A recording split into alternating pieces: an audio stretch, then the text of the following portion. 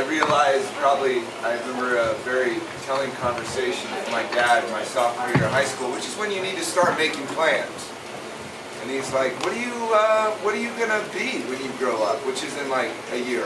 And I said, I'm gonna play point guard for the Utah Jazz. And he just looked at me and goes, son, you're not playing professional basketball.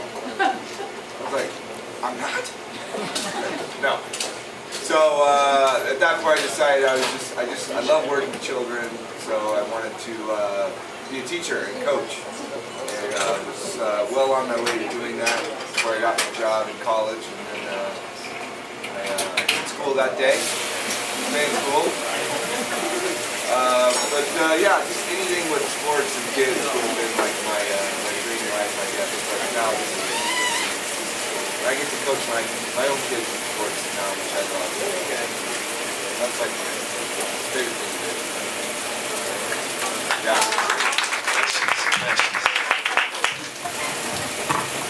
So, what should we ask? I wanted something interesting.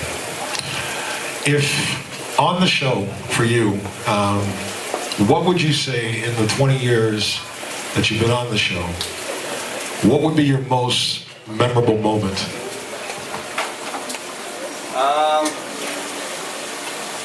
Storyline-wise. Probably my most memorable moment would be the death of Cassie, I guess. It was, you know, I kind of always pride myself in not taking my work home with me. Like I can tell ridiculous stories at work and it doesn't affect me at home, or I can, you know, pretend to be in a prison or something and then I can go home. But playing that story was very, very difficult for me because I felt like, you know, Cameron Grimes joined the show when she was 6 and she was like my daughter. Like I truly loved her. She was this freckle-faced little beautiful girl who I saw every day. And we used to play football with her teddy bear.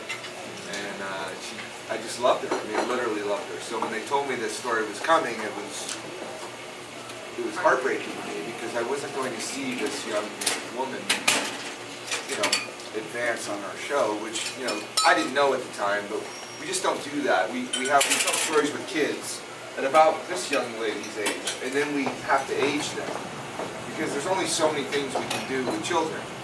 You know, we need them to become a teenager and experience young love and get in, you know, fights in coffee houses, you know, things like that of that nature. So they needed to propel storyline forward with this Cassie story, which I hated, but it's probably the best story we've ever told because we're still telling it. Like it affected every character in our landscape, and it's had the most mileage of any story we've ever told. So it was very, very difficult. It put me in a kind of state of depression, I think, because I just really wasn't looking forward. I knew it was coming, and so that was very difficult. You know, full circle, and Cameron comes back as Mariah, so it all worked out because then I got my little Cameron back, and it was a good story. So that was probably the most rewarding, but also the most difficult story I wrote.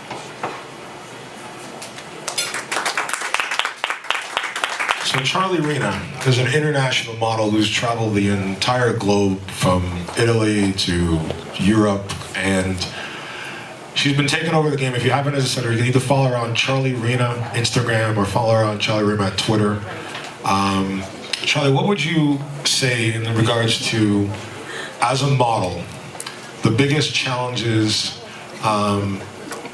being in a world that, you know, where you're judged based on sexuality and how you look, and trying to make that crossover to basically use the modeling world to reach out on other avenues? What would you say would be the biggest challenges you have to overcome? Hi. It's very challenging because people obviously judge you by your pictures. Now, I've always been an artist, and for me, pictures are, it's more of an art. So when I go, when I shoot, I'm creating. I'm working with makeup artists, I'm working with photographers. These are all artists to me. So when I got into modeling, it was for a different kind of reason. And when you see my pictures, they're a little bit different than a regular model because you can see more passion and feeling in them. And that's what I always strive for. Now, with my modeling, what I like to do is, why I did it was to have a face and to have a say in what I'm really about, and it's giving back.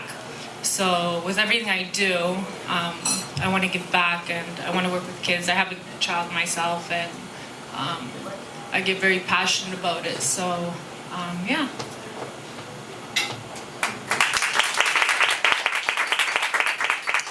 So Matt Murray, he's been doing the game for a couple of years now, the acting game, and the instant when I met this kid a couple of years ago, I knew in the sense, number one, like working on Rookie Blue, I knew this kid had talent, and I knew that, you know, he was destined to do some really, really great things, and so far, you know, he's lived up to every expectation. So Matt Murray is a new young actor stepping into the business. What would you feel for yourself is the hardest, I guess you would say, platform for new actors wanting to get into the business?